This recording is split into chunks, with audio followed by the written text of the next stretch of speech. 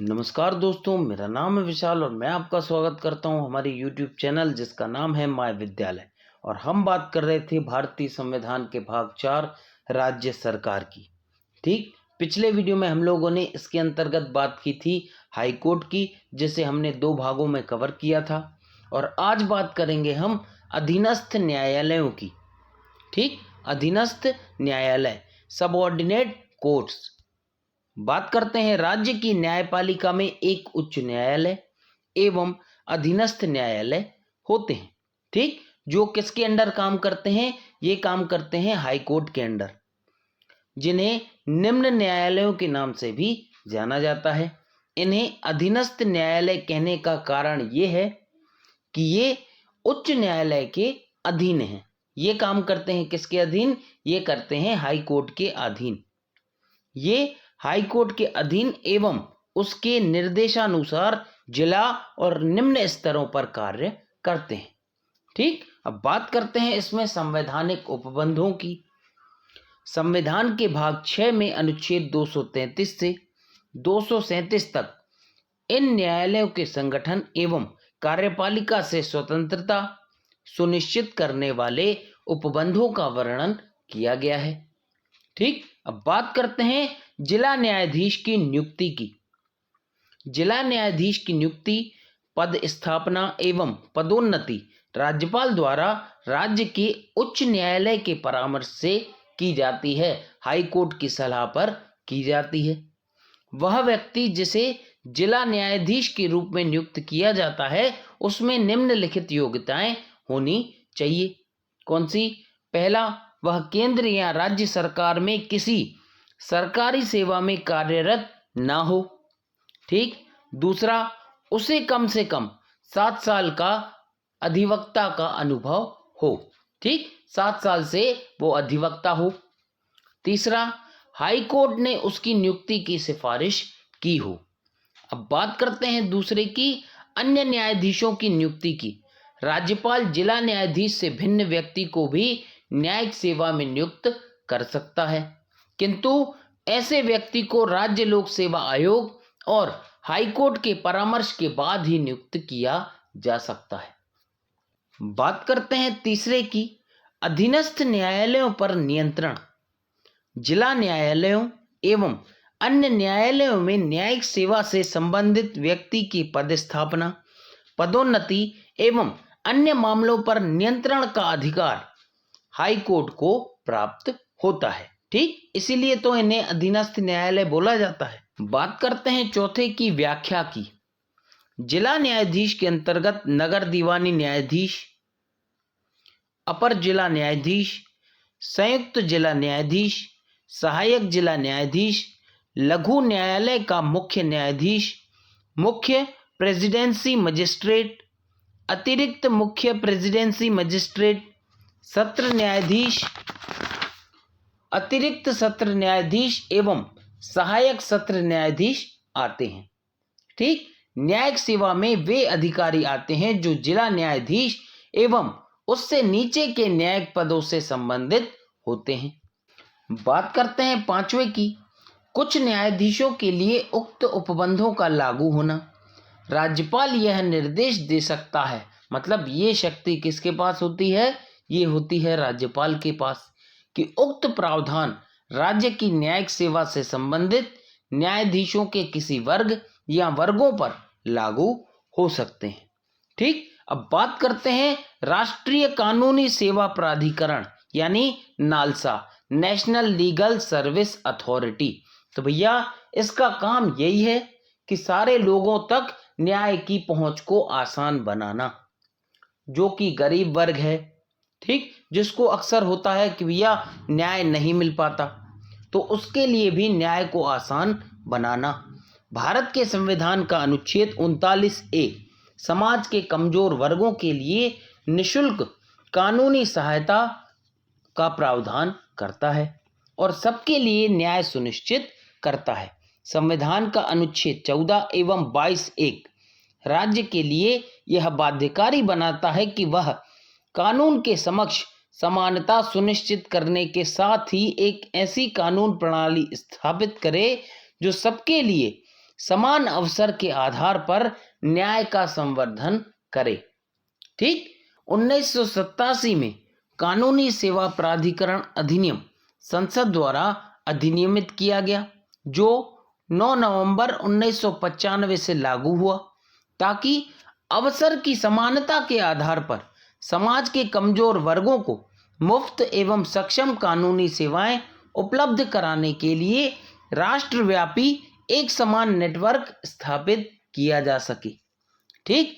बात करते हैं तीसरे की, राष्ट्रीय कानूनी सेवा प्राधिकरण नालसा का गठन कानूनी सेवाएं प्राधिकरण अधिनियम 1987 के तहत किया गया। ठीक। कानूनी सहायता कार्यक्रमों के अनुश्रवण एवं मूल्यांकन के लिए, मतलब उनको सुनने के लिए, उनका मूल्यांकन करने के लिए तथा अधिनियम के उपलब्ध कानूनी या वैधानिक सेवाओं के लिए नीतियां एवं कार्यक्रम बनाने के लिए। ठीक। प्रत्येक राज्य में हाईकोर्ट में एक राज्य कानूनी सेवा प्राधिकरण तथा प्रत्येक हाईकोर्ट में एक उच्च न्यायालय कानूनी सेवा समिति का गठन किया गया है। जिलों एवं तालुकों में जिला कानूनी सेवा प्राधिकरण तथा तालुका कानूनी सेवा प्राधिकरण का गठन नालसा की नीतियां एवं निर्देशों को प्रभावी बनाने के लिए, साथ में लोगों को निःशुल्क कानूनी सहायता तथा राज्य में लोक अदालतों के संचालन के लिए किया गया है। अब बात करते हैं राज्य वैधानिक सेवा प्राधिकरणों, जिला वैधानिक सेवा प्राधिकरणों, तालुका वैधानिक सेवा प्राधिकरणों आदि को निम्नलिखित कार्य सौंपे गए हैं। पहला, योग्य व्यक्तियों को मुफ्त एवं सक्षम कानूनी सेवाएं उपलब्ध कराना, कि भैया जो आदमी उस लायक है उसे मुफ्त और सक्षम कानूनी सेवाएं आप उपलब्ध कराएं। दूसरा, विवादों के सौहार्दपूर्ण ढंग से निपटारे के लिए लोक अदालतें आयोजित करना। ठीक। जैसे मान लो मेरा पड़ोसी से विवाद हो गया, तो हम भैया सीधे हाईकोर्ट में थोड़ी ना जाएंगे, तो भैया हम जाएंगे कहाँ? अधीनस्थ न्यायालय के पास या लोक अदालतों में। ठीक। तीसरा, ग्रामीण क्षेत्रों में कानूनी जागरूकता शिविरों का आयोजन करना, ताकि जो ग्रामीण लोग हैं, जो कम पढ़े लिखे लोग हैं, वो भी अपने अधिकार जान सकें। ठीक। कि भैया हमें भी न्याय मुफ्त में मिल सकता है। मुफ्त या निःशुल्क कानूनी सेवाओं में शामिल है कौन सा? पहला, अदालती फीस, प्रोसेस फीस तथा अन्य सभी शुल्क आदि का भुगतान जो कानूनी कार्यवाहियों में खर्च होते हैं।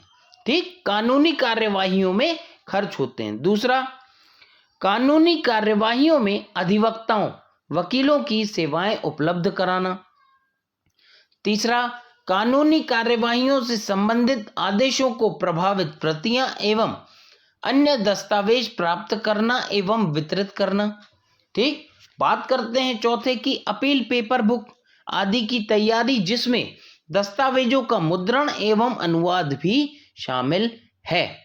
ठीक। अब बात करते हैं भैया उनकी मुफ्त कानूनी सहायता के लिए योग्य व्यक्ति। पहला, महिलाएं एवं बच्चे। ठीक। जो कि बहुत आवश्यक है। दूसरा, अनुसूचित जाति जनजाति के सदस्य। तीसरा, औद्योगिक मजदूर। चौथा, सामूहिक विपदा, हिंसा, बाढ़, सूखा, भूकंप, औद्योगिक आपदा आदि के शिकार व्यक्ति। ठीक। भैया उनका पहले ही सब कुछ बर्बाद हो चुका है, वो अब न्याय मांगने के लिए कहाँ जाएंगे? ठीक। कहाँ से पैसा खर्च करेंगे? तो उनके लिए। पांचवा, दिव्यांग व्यक्ति, डिसेबल आदमी। छठवां, हिरासत में लिया गया व्यक्ति, जिसकी कईयों की क्या होता है कि सारी प्रॉपर्टीज जो हैं वो कोर्ट द्वारा सील कर दी जाती हैं, तो भैया उनको न्याय के लिए कहाँ जाना पड़ेगा? उनके पास पैसे तो है नहीं, तो वो कहाँ जाएंगे? ठीक। सातवां, वे व्यक्ति जिनकी वार्षिक आय 1 लाख रुपए से अधिक नहीं है।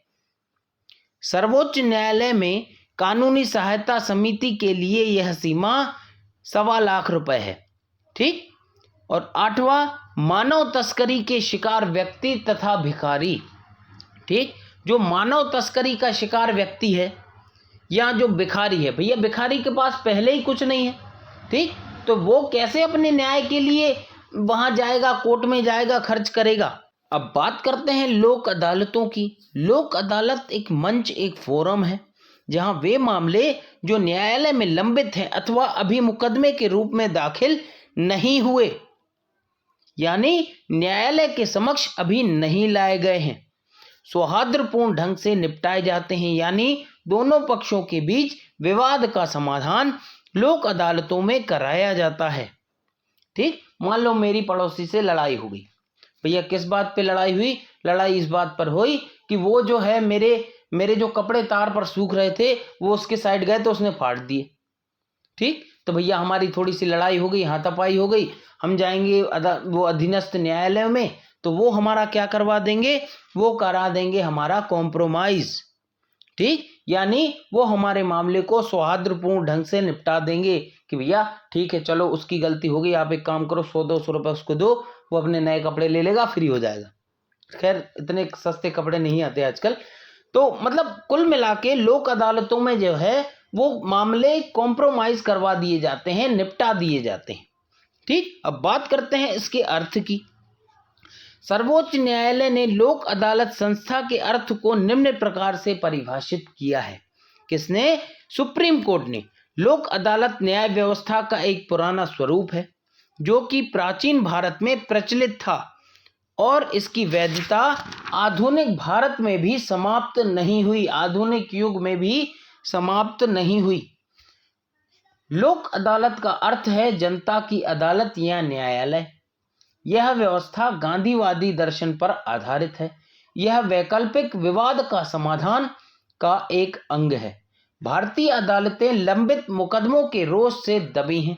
मतलब भैया जो हमारे हाई कोर्ट हैं, सुप्रीम कोर्ट हैं, इनके पास जो पहले ही बहुत ज्यादा मामले हैं, ये उन्हीं को तो निपटा नहीं पा रहे। अब पता चला मेरा और पड़ोसी की लड़ाई का वो क्या करेंगे? ठीक, और नियमित न्यायालयों में इन पर तिथि के लिए लंबी और खर्चीली और श्रम साध्य प्रक्रिया है जो कि बहुत महंगी पड़ती है। अदालतों को क्षुद्र मामलों को निपटारे में कई साल भी लग जाते हैं। मतलब जो छोटे छोटे मामले हैं इनको निपटाने में भी कई साल लग जाते हैं। इसलिए लोक अदालत त्वरित तथा कम खर्चीले न्याय का एक वैकल्पिक समाधान प्रस्तुत करती है कि भैया आपकी अगर पड़ोसी से लड़ाई हो गई, मान लो आपकी यहाँ तो गाड़ी चोरी हो गई, तो आप एक काम करें, आप लोक अदालत में जाएं। ठीक है, लोक अदालत की कार्यवाही में कोई विजयी या पराजित नहीं होता। मैंने बताया ना, कोई जीता नहीं, कोई हारा नहीं, दोनों का कॉम्प्रोमाइज हो गया। इसलिए आपस में दोनों पक्षों के बीच कोई भी द्वेष नहीं रहता। लोक अदालत का प्रयोग भारत में एक वहनीय, किफायती कार्यक्रम तथा अनौपचारिक विवाद समाधान के वैकल्पिक तरीके के रूप में स्वीकृति पा चुका है। अब बात करते हैं हम परिवार न्यायालय की। परिवार न्यायालय अधिनियम 1984 विवाह एवं पारिवारिक मामलों से संबंधित विवादों में मध्यस्थता व बातचीत को प्रोत्साहित करने एवं त्वरित समाधान सुनिश्चित करने के लिए अधिनियमित किया गया है, इसको बनाया गया है। ठीक, कुछ महिला संगठन, अन्य संस्थाएं एवं नागरिकों के समय समय पर पारिवारिक विवादों के हल के लिए परिवार न्यायालय के गठन पर जोर देते रहते हैं। ठीक, भैया मान लो जैसे परिवार का कोई आपसी मामला है, मान लो भाई भाई आपस में लड़ पड़े, तो अब सीधे भैया हाई कोर्ट थोड़ी भगते जाएंगे या सुप्रीम कोर्ट थोड़ी भगते जाएंगे, वो जाएंगे भैया परिवार न्यायालय में या लोक अदालत में। ठीक, बात करते हैं दूसरे की।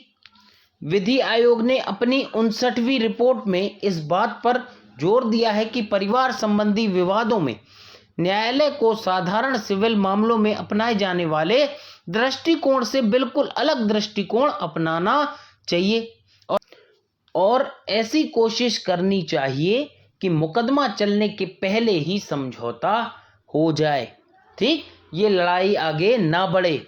नागरिक प्रक्रिया संहिता को 1976 में संबोधित किया गया ताकि परिवार से संबंधित मामलों में याचिका एवं अदालती कार्यवाही के लिए विशेष प्रक्रिया अपनाई जाए।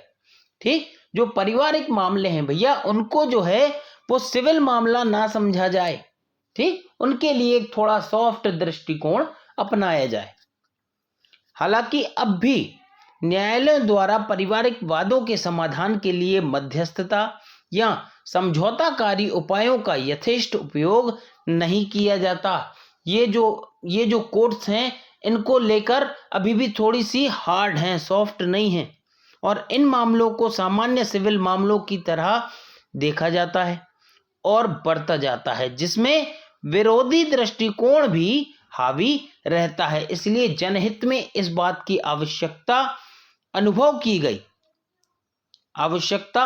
की गई कि भैया पारिवारिक विवादों के समाधान के लिए परिवार न्यायालय स्थापित किए जाएं। ठीक भैया, जिनसे क्या होगा कि मामले जल्दी भी निपटेंगे, और जो सिविल मामला समझा जाता है भैया भाई भाई की लड़ाई को, उसमें थोड़ा सा एक सॉफ्ट दृष्टिकोण रखा जाएगा। तो आज का वीडियो हम करते हैं यही समाप्त। Thank you.